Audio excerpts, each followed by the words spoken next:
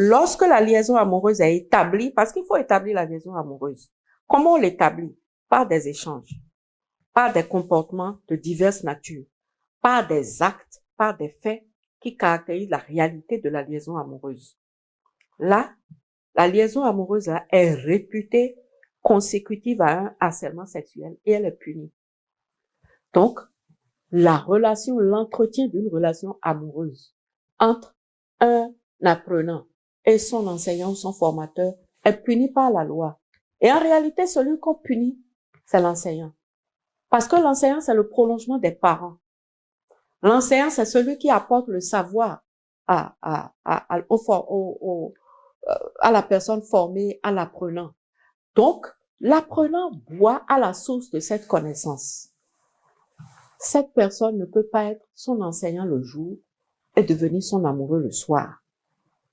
Vous ne pouvez pas, en tant qu'enseignant, être enseignant d'un élève, être le formateur d'un enfant et puis le soir, vous lui envoyez des messages amoureux, vous lui envoyez des fleurs, vous lui envoyez des photos pornographiques en lui disant c'est la même chose que je veux faire avec toi, des photos de seins en lui disant montre-moi quelle est la paire de seins qui correspond le plus à la tienne. Non. Même si c'est un sentiment comment je vais dire, sincère, non. Ça ne peut pas se passer dans le cadre d'une formation ou d'études et autres. Donc voilà ce que la loi dit. Et c'est les mêmes peines qui étaient prévues là. C'est la même peine. C'est l'article 551. C'est la peine sévère dont je vous ai parlé. De 3 à 5 ans, cumulée avec une amende de 1 million à 5 millions qui est appliquée. Et là aussi, on a dit en aucun cas, le consentement de l'apprenant ne peut être retenu. Maintenant, la loi finit pour dire que, en dehors des parents et des alliés, au 3e degré de l'auteur, si c'est la femme de l'auteur, si c'est son papa et autres, en dehors de ces gens-là, à qui on ne peut pas reprocher, si je puis ainsi dire, on ne devait pas être étonné que ces personnes-là veuillent couvrir leurs parents enseignants qui est auteur d'une chose pareille. Celui qui sait si l'enquête, l'instruction du dossier révèle que quelqu'un savait et s'est tué, cette personne aussi est punissable. Article 552, nouveau. Si vous avez connaissance d'un harcèlement, qu'il était possible d'en limiter les effets et que vous n'avez rien dit, vous êtes punissable. Si dans les débats, peut-être l'élève dit, pourtant quand ce truc-là a commencé, j'ai averti un tel, qui est son collègue, qui est son ami, ou quelque chose, je lui disais que ce qui est en train de m'arriver là, ça me dépasse. Je lui ai dit de m'aider, de parler à son ami, de parler à son collègue, de lui dire de me laisser tranquille. Mais il n'a pas donné suite à mon appel au secours. Celui qui s'est tué comme ça, lui aussi, il est punissable. Lui, il est punissable d'un emprisonnement de 1 mois à 1 an. Donc, se taire comme ça, dans une situation comme ça, peut vous coûter tranquillement 1 an. Et d'une amende de 50 000 à 500 000 ou l'une des deux peines. Il faut dire d'abord que nous avons été alertés hier suite à la grosse pluie qui s'est abattue dans la commune de Parakou. Et à y voir les images et le compte rendu reçu, nous nous sommes dit qu'il fallait faire le déplacement pour constater de visu. Et effectivement, nous sommes arrivés, ça aurait été hier, on ne pouvait pas être debout là où nous sommes ce matin. Vous voyez que les deux quartiers, c'est-à-dire Oroguérou Est et Oroguérou Ouest, ces deux quartiers sont coupés en deux. C'est vrai qu'il y a un petit cours d'eau, sinon une rivière qui sépare les deux quartiers. Mais pendant les saisons de pluie, difficilement on arrive à joindre les deux, c'est-à-dire les deux quartiers. Et vu la forte pluie d'hier, si des gens devaient traverser, ça allait être la catastrophe. Mais remercions le Seigneur qu'il n'y a pas eu cette catastrophe-là. À l'endroit là, il faut nécessairement ériger un ouvrage de franchissement pour permettre aux populations de circuler librement. Nous avons fait le constat ce matin. Nous avons vu que les populations elles-mêmes ne sont pas restées les bras croisés. Elles ont démarré avec l'érection d'un ouvrage de fortune qui n'est pas encore achevé. Nous avons fait le constat et nous ne sommes pas venus seuls, parce que vu la taille de l'infrastructure, nous sommes venus accompagnés du directeur départemental du cadre de vie pour que lui-même puisse voir les difficultés que nous avons à cet endroit. Il faut dire que nous sommes ici en face d'un vieux problème.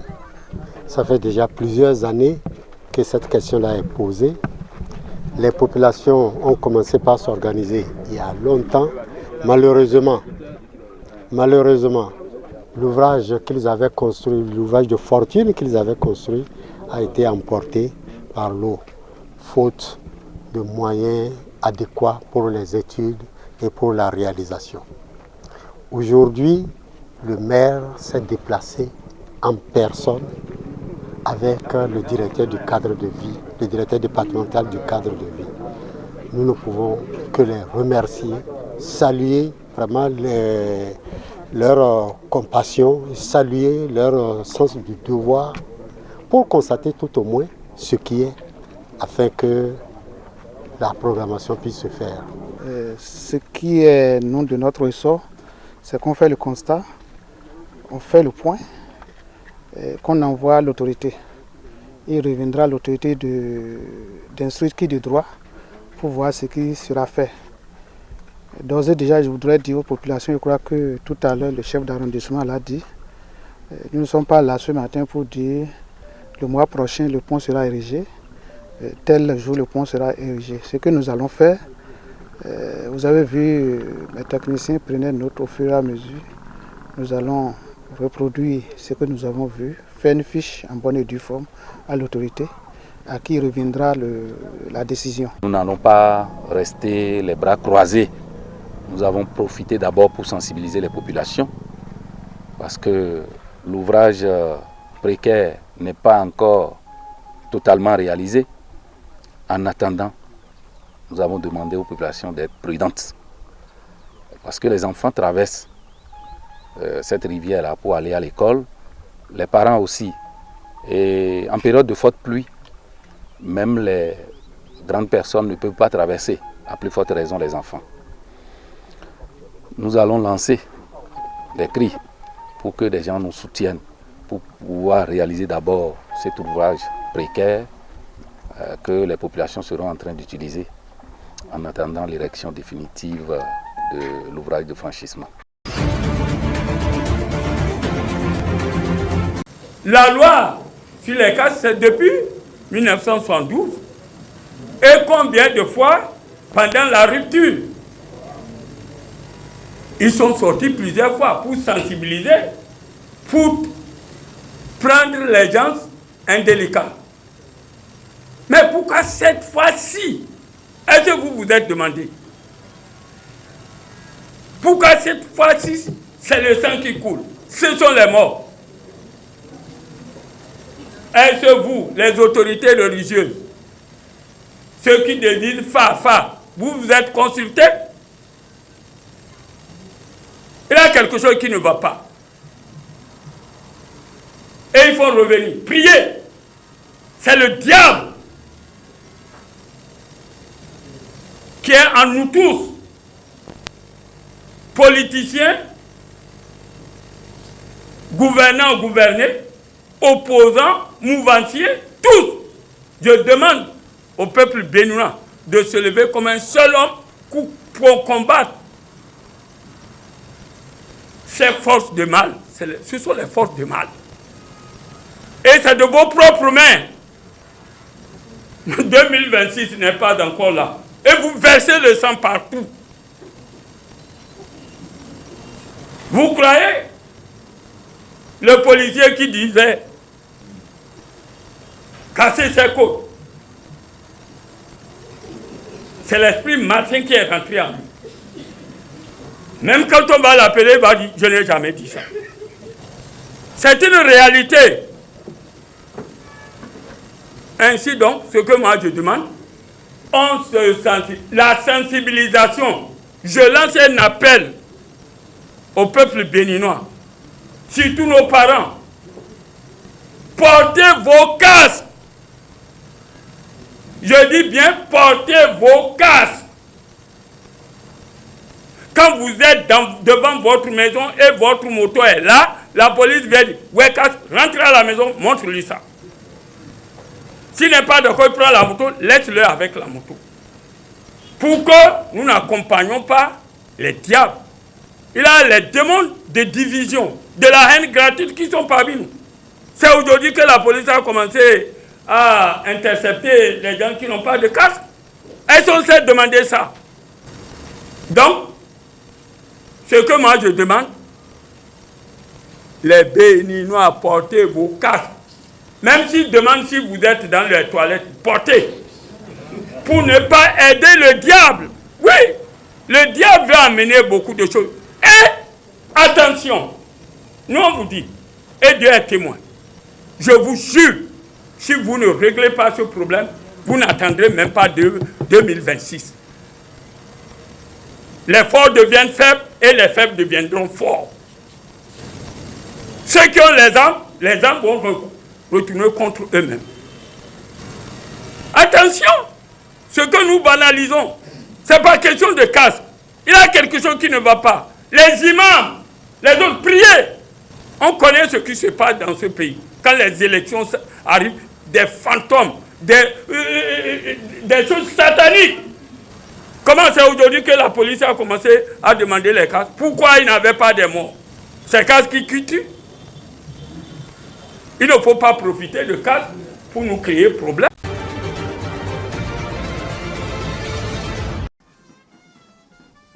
La campagne pour les élections législatives et régionales du 29 avril 2024 bat son plein dans tout le Togo. Avec cette année, plusieurs femmes candidates à la tête des listes. Parmi elles, l'actuel Premier ministre Victoire Dogbe, qui multiplie les meetings dans des villages de la région de Vaughan au sud du pays pour convaincre les électeurs. Nous sommes prêts à aller voter et nous devons voter utile afin que le travail entamé puisse continuer. Avec elle, l'avenir de la femme est assuré. Dans un pays où la représentation féminine en politique reste souvent marginale, l'opposante Brigitte Adjamabo Johnson défie les stéréotypes en menant une campagne acharnée. S'engager en politique est un grand risque, y compris un risque physique. Eh bien, nous encourageons les Togolais à voter pour ce peu de femmes-là qui ont eu le courage d'être candidates. Pendant ce temps, la candidate indépendante Mimi Bossou Souedjede privilégie le contact direct avec les citoyens, insistant sur l'importance de ces élections pour l'égalité des sexes. Si on peut avoir 50% de femmes à l'Assemblée nationale, ce serait très bien. Nous espérons être là avec d'autres femmes pour composer en parité le Parlement. Je suis sûre que si c'est comme ça, ce pays va changer dans le bon sens. L'espoir de ces femmes réside dans leur détermination à faire mieux que la législature précédente, qui ne comptait que 17 femmes sur 91 députés. Noël Tadegnon à Lomé pour Africa News.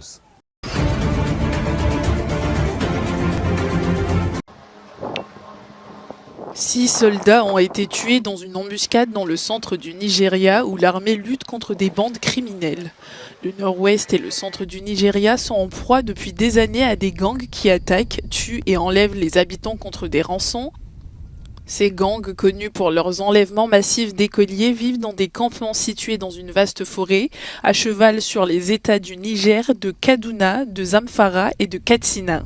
Vendredi dernier, les troupes d'une patrouille de combat qui menait une opération contre les bandits dans le district de Chiroro ont été pris dans une embuscade. Les échanges de coups de feu ont entraîné la mort de 2 officiers et 4 soldats, a déclaré le porte-parole de l'armée nigériane, promettant la vengeance de l'armée. Le district de Chiroro est une enclave connue de Dogo Jide, l'un des chefs des bandits qui s'est allié à des djihadistes liés à l'État islamique. En août dernier, son groupe a tué 23 soldats et 3 miliciens locaux dans une embuscade.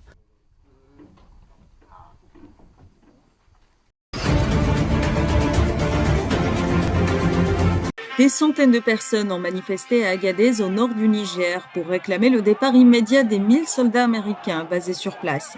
La manifestation de dimanche a été convoquée par des organisations qui soutiennent les autorités militaires qui ont pris le pouvoir l'année dernière. Cela intervient 2 jours après que les États-Unis ont accepté de retirer leurs forces de ce pays du Sahel. Ce retrait vient en réponse à la décision du mois dernier du gouvernement militaire de Niamey de révoquer un accord autorisant les forces américaines à opérer dans le pays. Les États-Unis ont également accepté de fermer une base de drones à partir de laquelle ils mènent des opérations contre les groupes militants islamistes. Lors du rassemblement de dimanche, des manifestants ont été vus portant des drapeaux de la Russie, ainsi que du Burkina Faso, du Mali et du Niger. Et signe de rapprochement avec Moscou, des dizaines d'instructeurs militaires russes sont arrivés au Niger ces dernières semaines, apportant avec eux un système de défense aérienne de pointe, selon les médias d'État.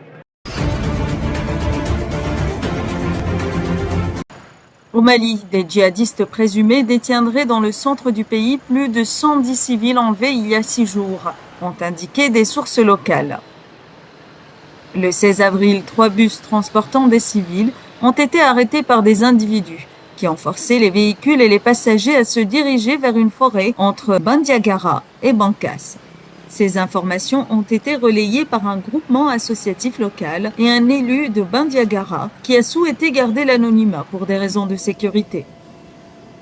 Le Mali est ravagé depuis 2012 par différentes factions affiliées à Al-Qaïda et au groupe d'État islamique, ainsi que par des forces d'autodéfense autoproclamées et des bandes de crimes organisés. Ces derniers mois, la détérioration de la situation sécuritaire a été aggravée par une crise humanitaire et politique que traverse actuellement la région. Face à la persistance des attaques djihadistes, les populations du centre du Mali ont décrété un blocus sur plusieurs axes routiers.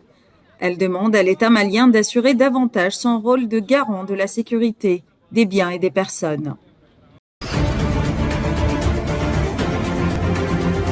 Nairobi a été touchée dimanche soir par des inondations qui ont submergé de nombreuses zones résidentielles. Des véhicules ont été bloqués dans la capitale kenyane, alors que le bilan dévastateur des fortes pluies au Kenya continue de s'alourdir. Depuis la mi-mars, 35 personnes sont mortes dans ces inondations qui ont touché plus de 100 000 personnes, selon l'ONU. Il y avait une forte averse entre 19h et l'aube. Il y avait beaucoup d'eau ici. Toute cette route était fortement inondée. C'était comme une rivière. Et on ne pouvait pas dire où se terminait la route, ni où se trouvaient les trottoirs. Tout se ressemblait. Mais nous espérons que le gouvernement nous aidera.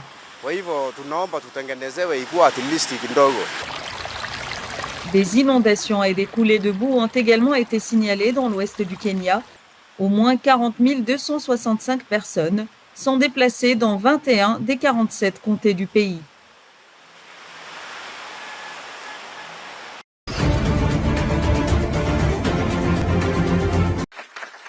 À partir de juillet, les demandeurs d'asile entrés illégalement en Grande-Bretagne vont être expulsés vers le Rwanda. Le Parlement britannique a voté mardi le projet de loi autorisant ces expulsions. Le Rwanda est un pays sûr qui a prouvé à maintes reprises sa capacité à offrir aux demandeurs d'asile un refuge sûr et une chance de se construire une nouvelle vie. Le Rwanda a une longue tradition de protection des personnes qui en ont besoin et accueille actuellement plus de 135 000 réfugiés et demandeurs d'asile qui y ont trouvé refuge et sanctuaire. Le traité contient des dispositions contraignantes qui obligent le gouvernement rwandais à prendre en charge les personnes relocalisées. Cela aurait dû être fait depuis longtemps, mais je voudrais également remercier les fonctionnaires du gouvernement rwandais pour tous les efforts qu'ils ont déployés. Les garanties pour l'avenir des migrants au Rwanda, c'était justement la pierre d'achoppement des débats. Le Rwanda était considéré comme pays non sûr par les détracteurs du projet. Mardi, la Chambre des Lords a abandonné les amendements qu'elle avait introduits, ouvrant la voie à l'application du texte.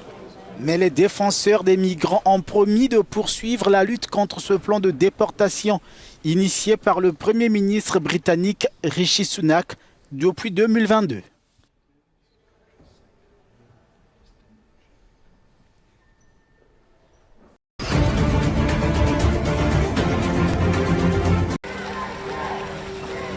La Cour suprême des États-Unis se prépare à examiner une question juridique inédite le 25 avril, l'immunité d'un ancien président face aux poursuites fédérales pour des actes commis pendant son mandat. Cette décision sera décisive pour déterminer si Donald Trump peut être poursuivi pour son implication présumée dans le complot visant à renverser l'élection présidentielle de 2020. Trump revendique une immunité présidentielle absolue, mais l'équipe du conseiller Jack Smith affirme qu'aucune immunité ne protège un président et que les actes en question étaient personnels et non officiels. Selon sa décision, la Cour suprême pourrait annuler l'affaire ou permettre qu'elle se poursuive avec ou sans limiter l'immunité présidentielle. Pour le moment, il est incertain que cette affaire soit jugée avant les élections américaines de novembre.